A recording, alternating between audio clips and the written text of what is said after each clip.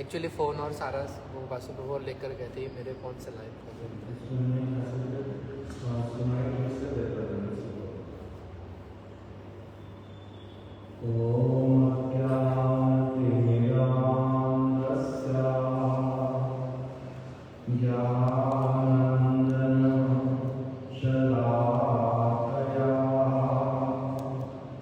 चक्षु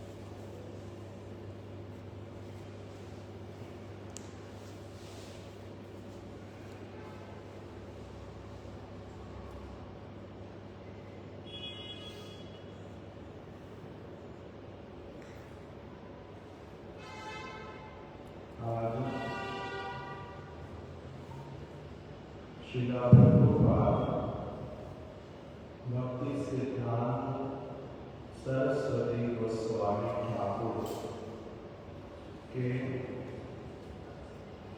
चरण आश्रित भक्त श्री श्रीमद् भक्ति संबंध तुर्याश्रमी महाराज जी का आज तिरुभाव तिथि है।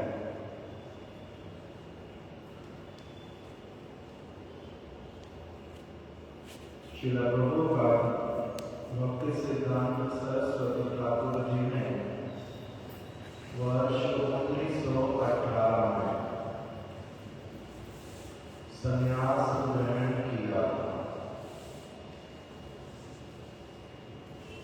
और तब से लेकर के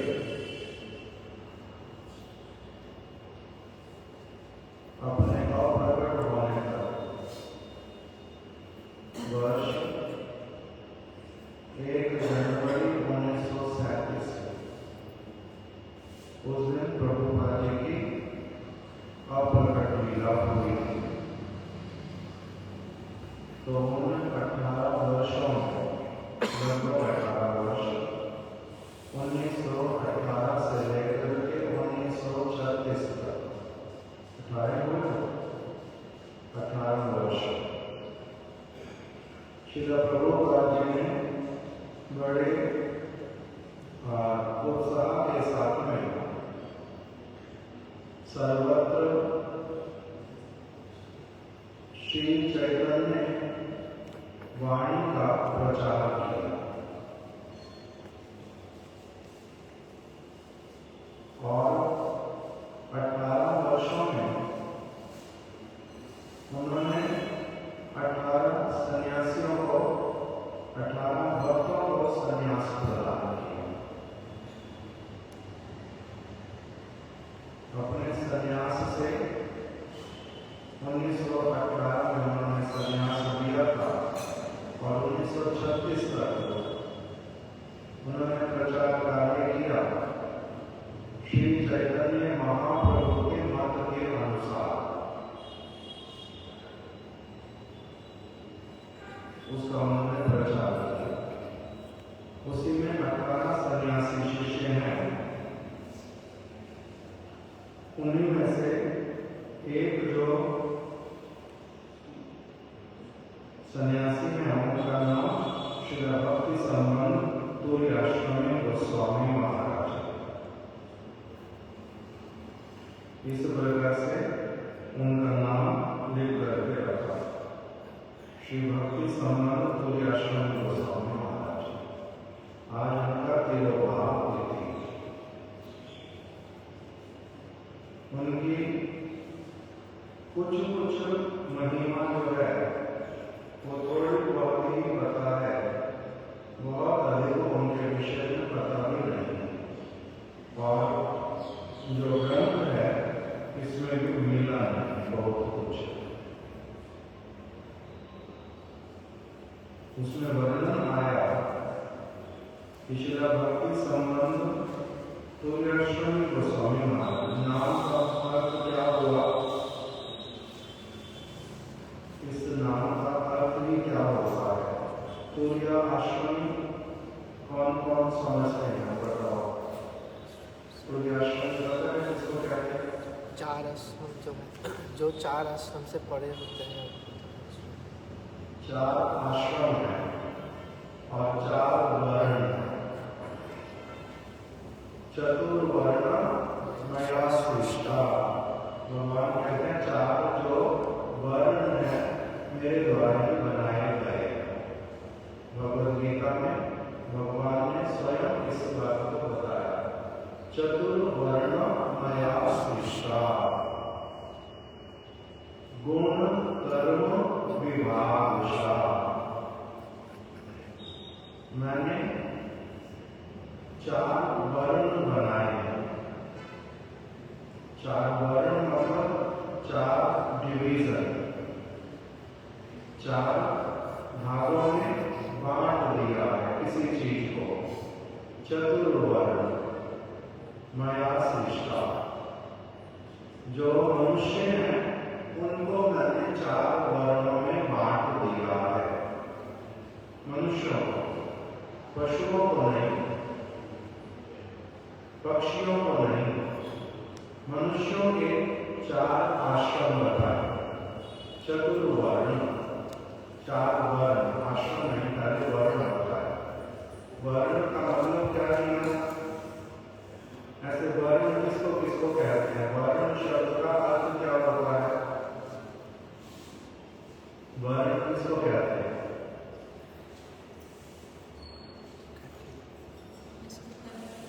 कलर को भी वर्ण बोलते हैं।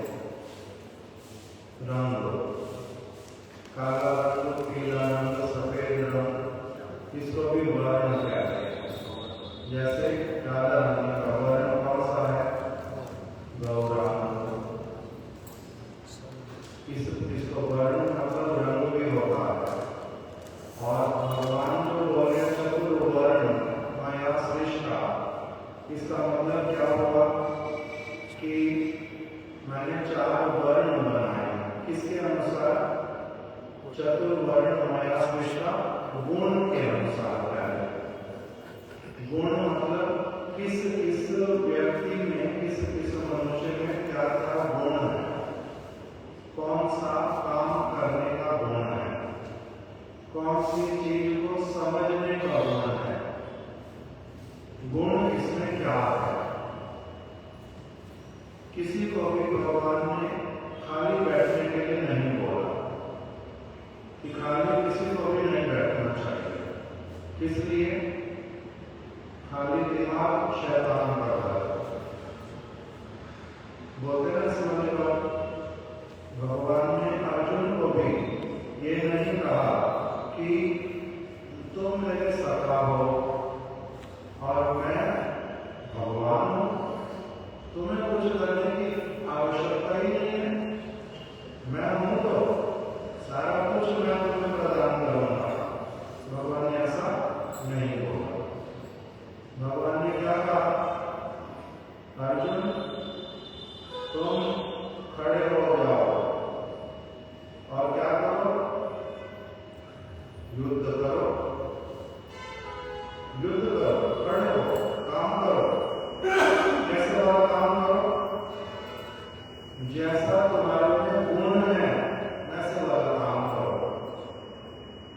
वैसे अर्जुन में किस चीज का गुण था?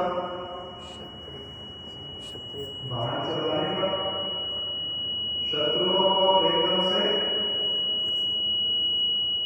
परम दफा उनको भयभीत कर देने वाले।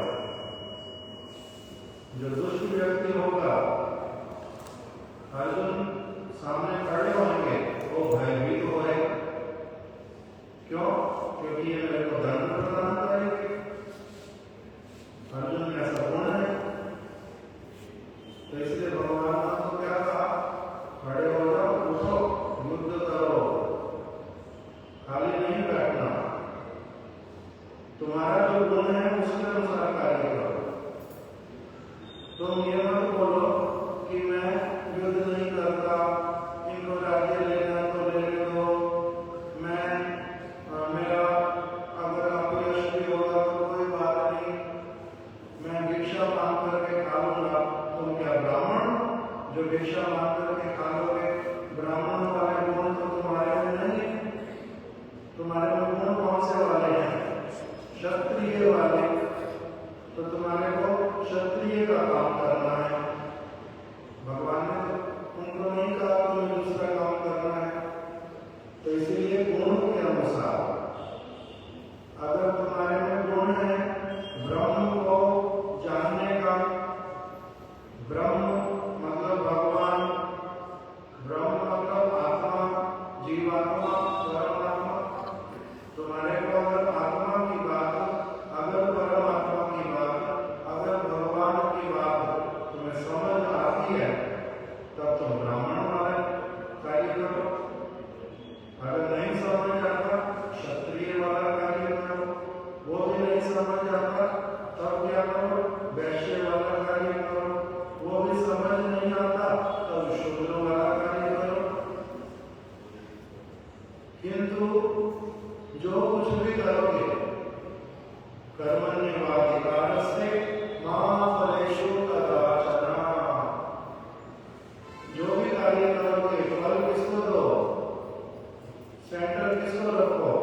भगवान को, कृष्ण को। जो कुछ भी करो, चाहे ब्राह्मण वाला करो, क्षत्रिय वाला करो, वैश्य वाला करो अथवा शूद्र वाला कार्य करो। शूद्र का कार्य क्या होता है? शूद्र का कार्य क्या है? शूद्र मतलब पैर भगवान के,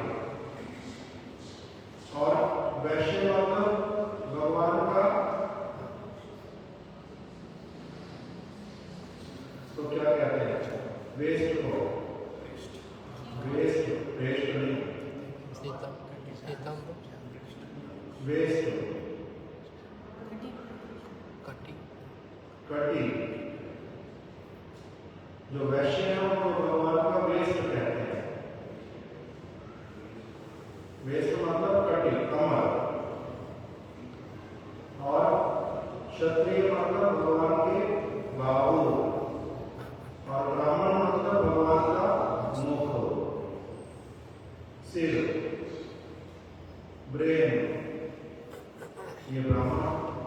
तो अभी अगर सिर को काट दो तो तीनों चीजें क्या हो जाती हैं? पैर भी किसी काम के नहीं रहते, हाथ भी किसी काम के नहीं रहते, कटी भी किसी काम की नहीं रहती। हाथ ना हो तब भी बहुत असुविधा होती है, पैर अगर ना हो तब भी बहुत असुविधा होती है। तो इसलिए सारी चीजें चाहिए। ये अगर भगवान के लिए काम करते हैं तो इसका मतलब है क्या? ये भगवान के जो विश्व रूप है उसमें ब्राह्मण जो है मुख, और क्षत्रिय जो है वो उनके हाथ, और वैश्य जो है वो उनके कटी, और शूद्र जो है उनके चरण। तो इसलिए भगवान का चरण हो, भगवान का मुख हो, भगवान के हाथ हो, कोई भी चीज ऐसी बनी है जो पूजनीय नहीं है? सब पूजनीय है, सब महत्वपूर्ण है।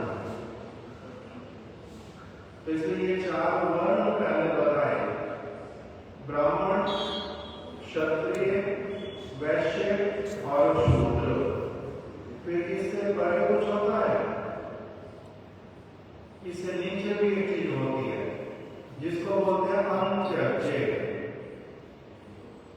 अंत्यजे मतलब लगभग पशु के समान, बिल्कुल पशु के समान।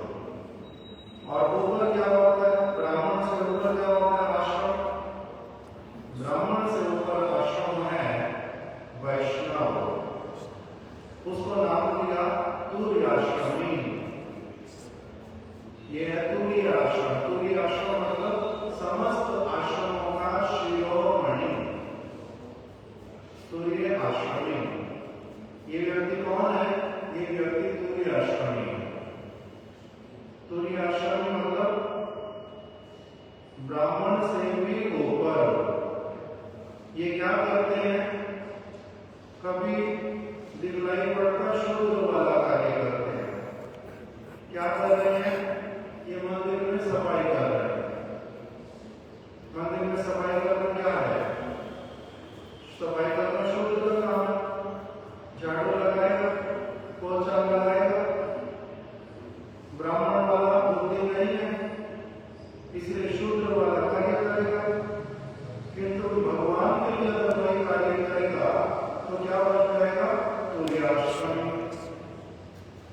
अगर वो भगवान के लिए युद्ध करेगा, अर्जुन ने जब कहा करिष्ये वचनं तव, मेरे में गुण है क्षत्रिय वाला, और आप मेरे को कह रहे हो कि मैं युद्ध करूं तो मैं अवश्य ही करूंगा।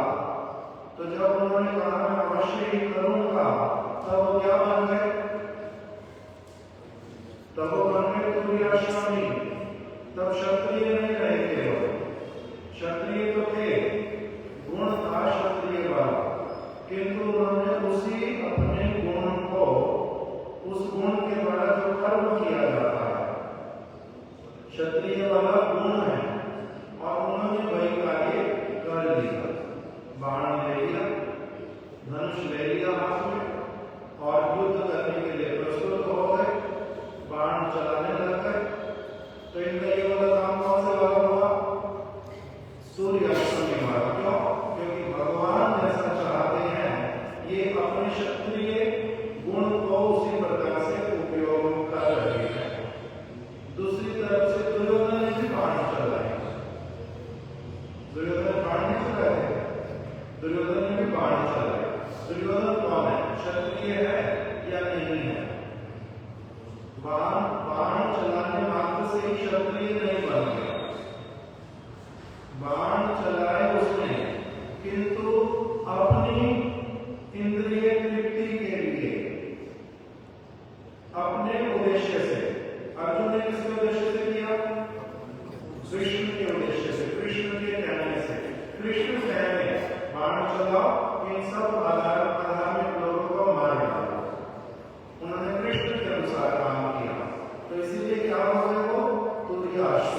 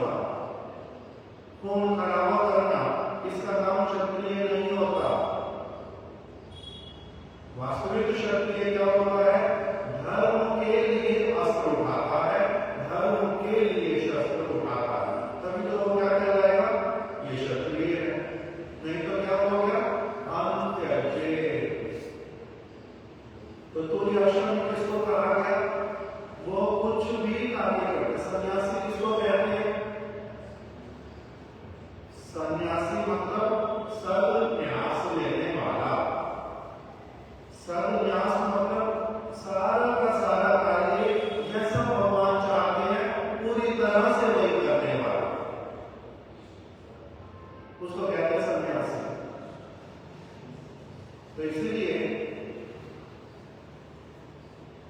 किंवा विप्र किंवा न्यासी शूद्र के नायक, कोई ब्राह्मण हो, कोई सन्यासी हो, वर्ण कौन से बताए? पहले ब्रह्मचारी, फिर ये तो आश्रम हो गया, वर्ण हो गए ब्राह्मण, क्षत्रिय, वैश्य, शूद्र, और आश्रम हो गए ब्रह्मचारी, गृहस्थ, वानप्रस्थ, सन्यास। तो कह रहे हैं कि चाहे कोई किसी भी आश्रम में हो, चाहे कोई किसी भी वर्ण का हो, किंतु सबका ये कर्तव्य क्या है? भगवान के इच्छानुरूप कार्य करना, उनकी इच्छानुरूप कार्य करना। भगवान ने बताया हुआ, ब्राह्मण हो क्या कार्य करोगे, क्षत्रिय हो क्या कार्य करोगे, गृहस्थी यदि हो कर्तव्य क्या है, त्यागी अगर हो तो कर्तव्य क्या है, भगवान ने बताया हुआ सारा कुछ। इसीलिए उसकी शिक्षा प्राप्त करके वैसे वाला कर्म करना पड़ता है। अगर वैसे वाला कर्म नहीं किया, यही श्लोक सबसे अधिक श्रील भक्ति संबंध तुर्याश्रम गोस्वामी महाराज बोलते हैं। भगवद गीता में एक श्लोक है जिसको भगवान कह रहे हैं, किम कर्म किम अकर्मेति, क्या कर्म है, क्या अकर्म है, क्या विकर्म है। इसको जानकर के कार्य करना चाहिए। अगर इसको नहीं जानता कोई व्यक्ति, अपनी इच्छा अनुसार जब जो होता जा रहा है, करता जा रहा है, तब उसके द्वारा उसको तैयार रहना पड़ता है कि उसका जो फल मिलेगा वो भोगना पड़ेगा, वो फल भोगना पड़ेगा। बड़े बड़े विद्वान लोग भी संसार के अनुसार, जो बहुत विद्वान, वो बड़े बड़े लोग भी निर्णय नहीं कर पाते कि हमारे को क्या कर्म करना चाहिए और क्या नहीं करना चाहिए। इस संसार में क्या करना क्या नहीं करना, वो कुछ बात हमारे को समाज, घर के लोग सिखा देते, कुछ चीजें सरकार जो है वो अपने लॉ बना करके सिखा देती है। किंतु ये सारे के सारे लोग, चाहे घर के लोग हों, चाहे संसार के लोग हों, चाहे सरकारी हों, ये शुद्ध बात, भगवान वाली बात नहीं बताते। वो वाले नियम लागू नहीं करते, ये नहीं बताते क्या कर्तव्य है, क्या अकर्तव्य है, तुम्हारे आगे क्या गति होगी, इसके बारे में कोई बात ही नहीं करते, इसके बारे में बात नहीं करते, इसकी शिक्षा नहीं देते बिल्कुल भी। वो केवल कहाँ तक के नियम बनाते हैं, कहाँ तक की शिक्षा देते हैं जो उनके लिए सुविधाजनक हो। उनको लगता है जो कि ऐसा ऐसा होना चाहिए, उसके अनुसार शिक्षा देते हैं, किंतु भगवान के अनुसार शिक्षा नहीं देते। इसलिए भगवान भगवद गीता में स्वयं बोलते हैं क्या कर्म है, कर्म किसको कहते हैं, विकर्म किसको कहते हैं, अकर्म किसको कहते हैं। कर्मणा गहना गति, कर्म की बड़ी गहन गति है, इसको समझना बड़े बड़े लोगों के लिए बड़ा कठिन है। केवल श्लोक निकाल करो।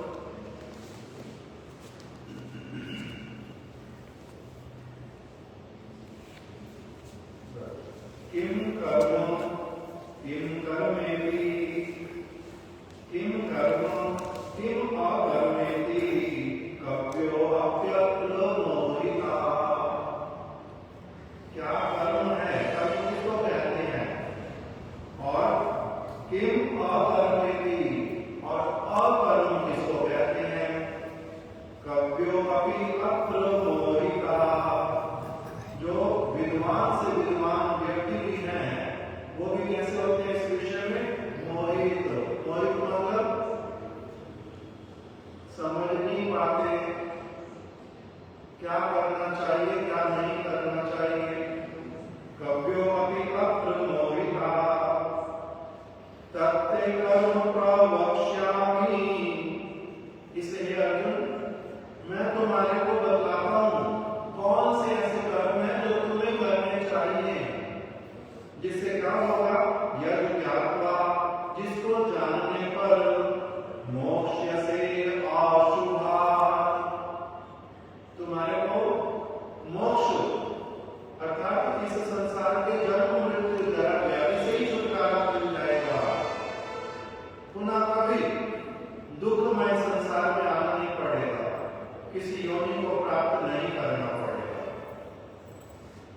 जन्म मृत्यु जरा व्याधि इसमें से नहीं गुजरना पड़ेगा।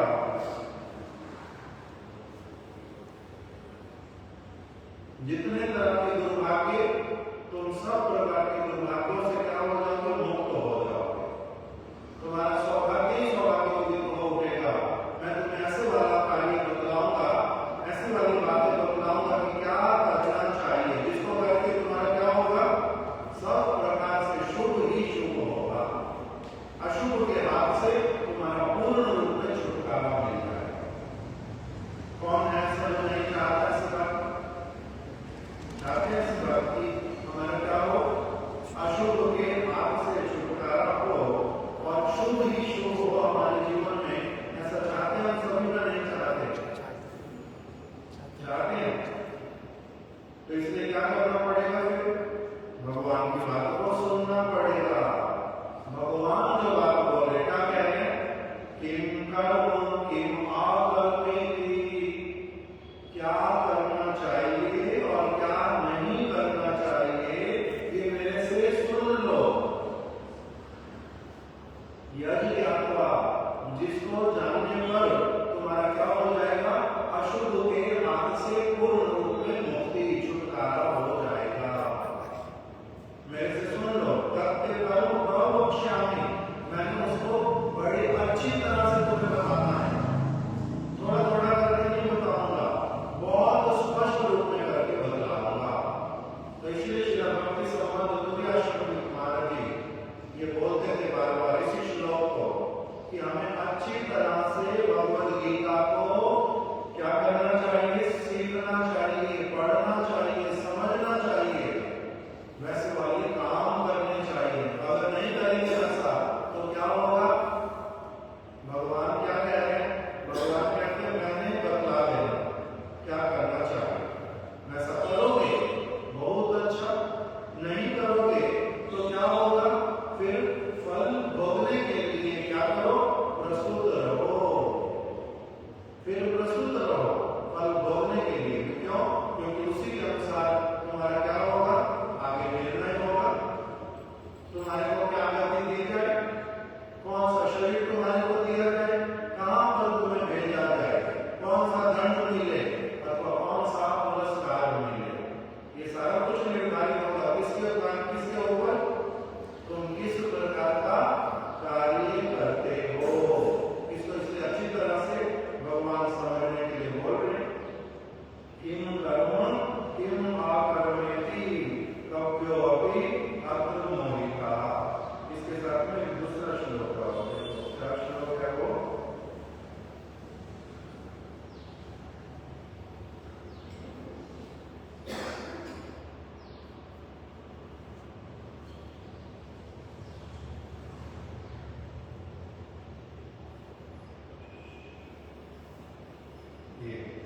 कर्मणो यपि बोधव्यं च विक्रमणः, आकर्मण्यस्य बोधव्यं गहना कर्मणो गति। कह रहे जो ये इन बातों को समझना।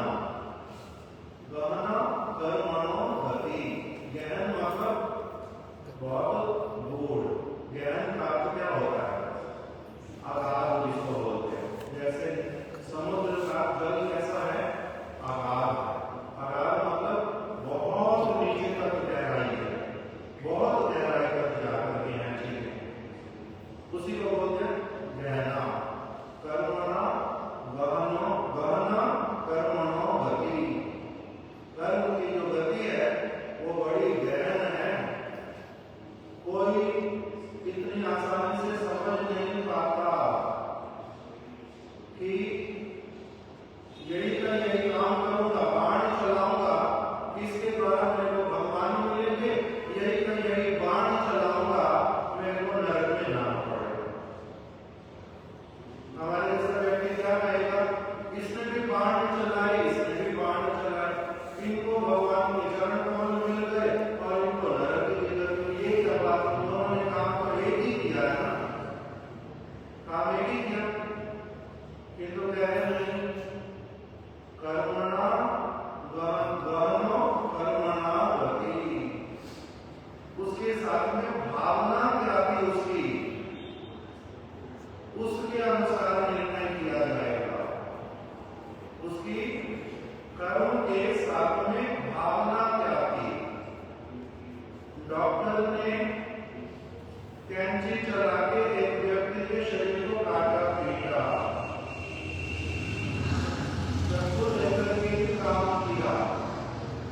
डाकू ने भी चाकू और कैंची लेकर के व्यक्ति को मारा।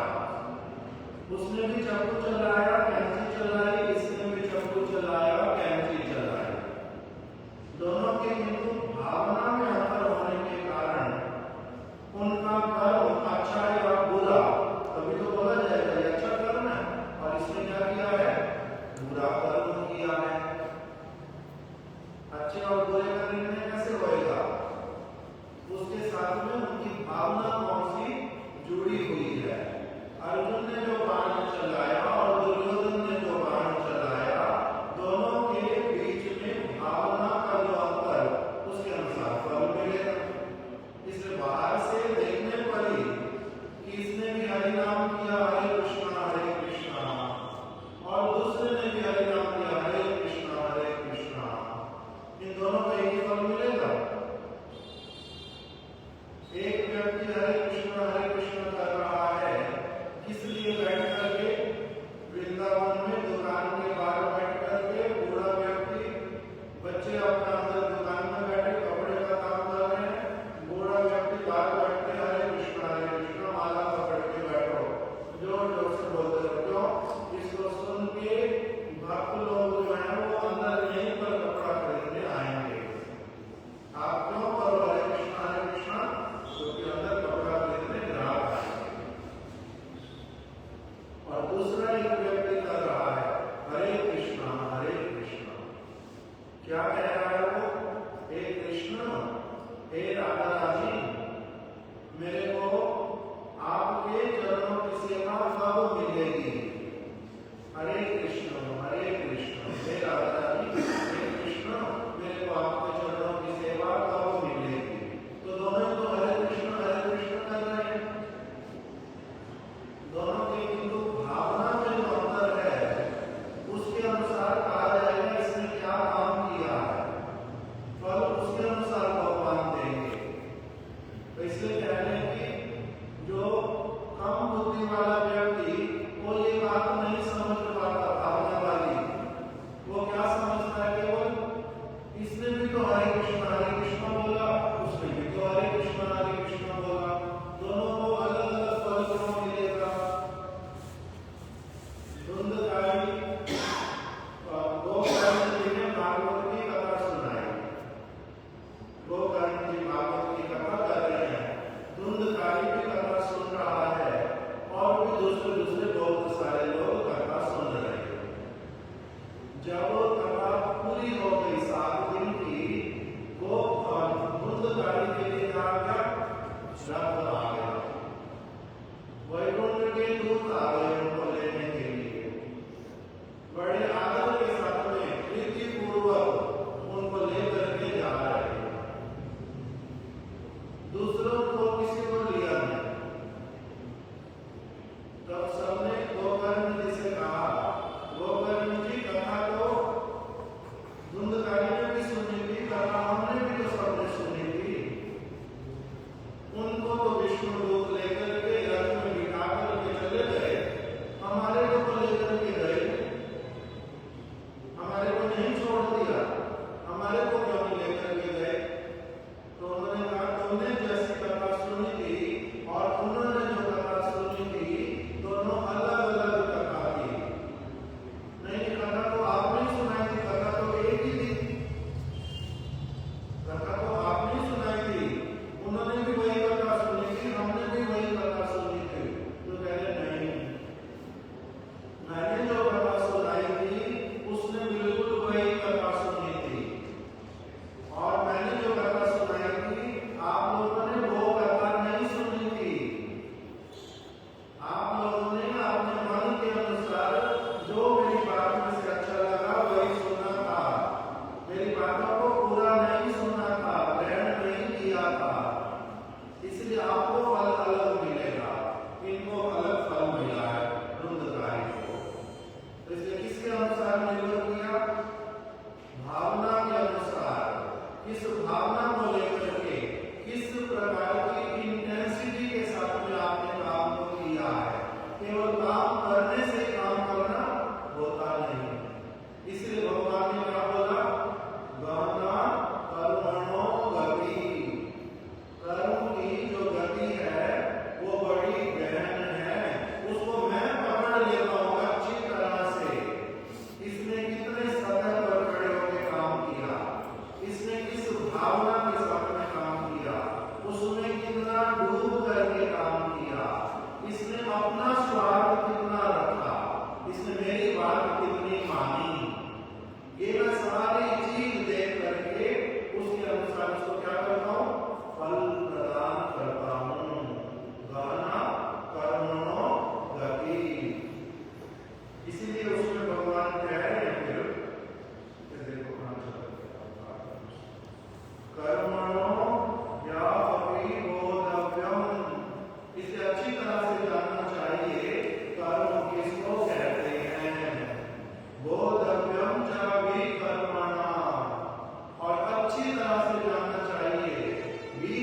किसको कहते हैं?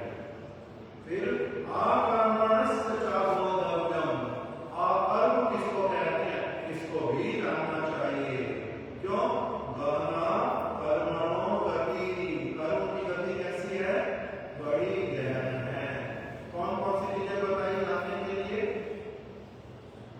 बताओ, रुचि के लिए बताओ। पहला क्या बताया? कर्म किसको कहते हैं? दूसरा विकर्म किसको कहते हैं? और तीसरा अकर्म किसको कहते हैं? कर्म क्या होता है? जिस कार्य को करने के लिए भगवान ने अंततः सहमति दे रखी है कि ये ठीक है, करो, जिसको शास्त्र ने सहमति दे रखी है उसको कहते हैं कर्म करना। साधारण लोग क्या बोलते हैं?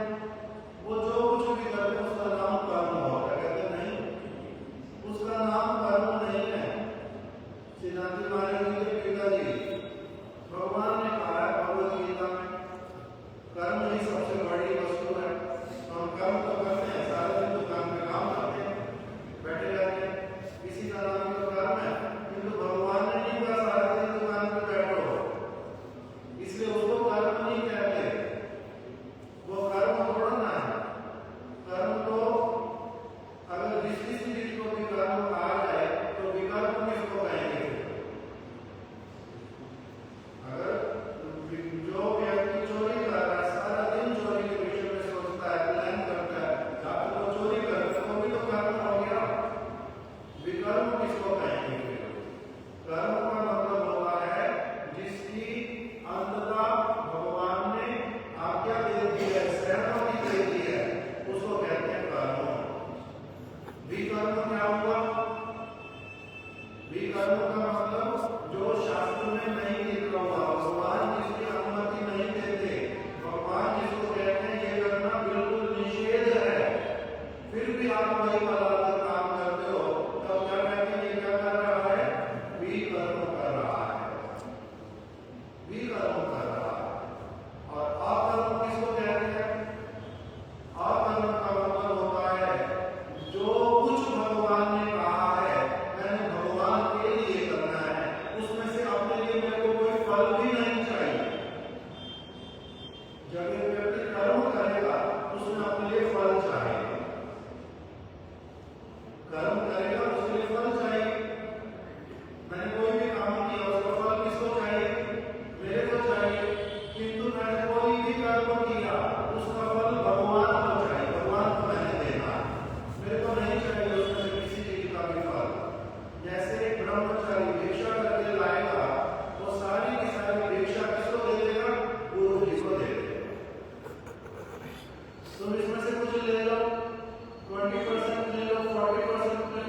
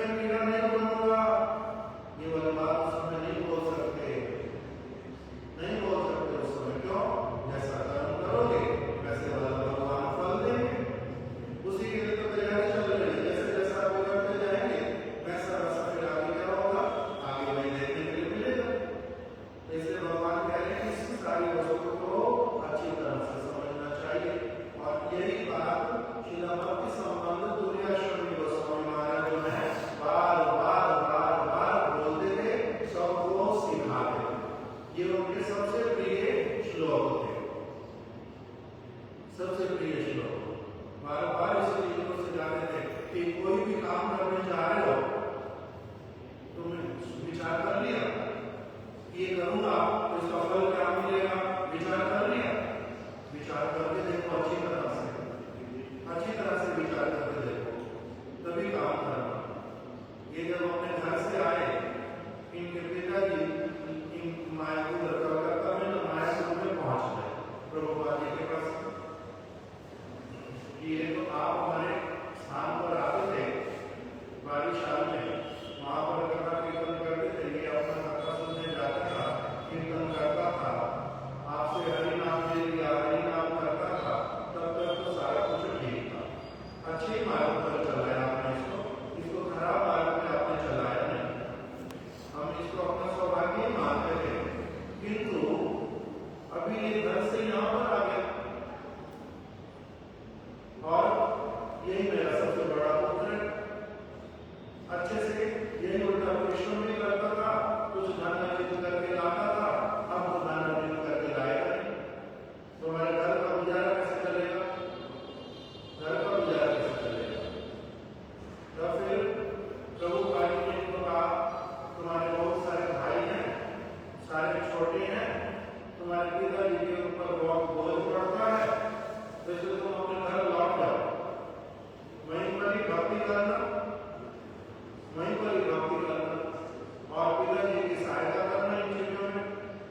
तो इन्होंने बोला, नाना मेरे लिए वो संभव नहीं होगा प्रभुपाद, मैं नहीं जा सकता घर पे, मैं बोला काम नहीं करूंगा, मैं वो काम नहीं करूंगा।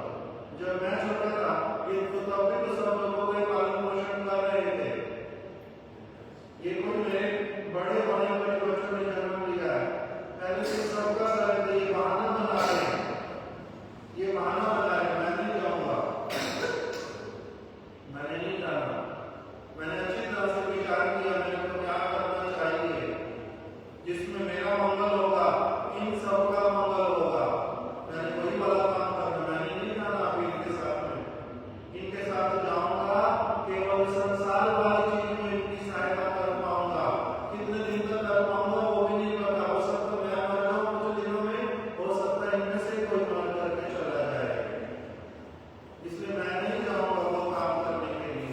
चैतन्य महाप्रभु ने अपनी माता जी को बोला था, चैतन्य महाप्रभु ने अपनी माता को बोला था कि आने तनय माता आने दिव्य रजत कांचन, आमी आनी दिवो माता कृष्ण प्रेम धन।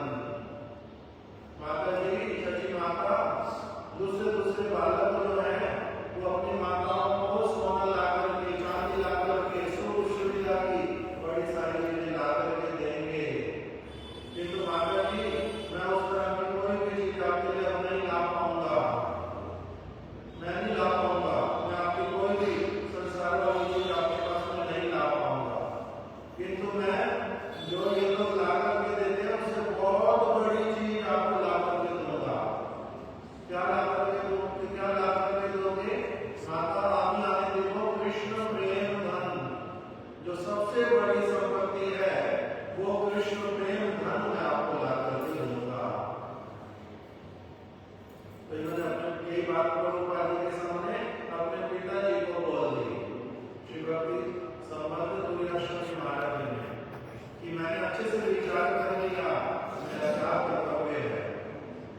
भगवान ने कहा सर्वधर्मान परित्यज्य मामेकं शरणं व्रज, भगवान ने बोला है, भगवान की बात मानूंगा, अभी मैं इनकी बात नहीं मानूंगा।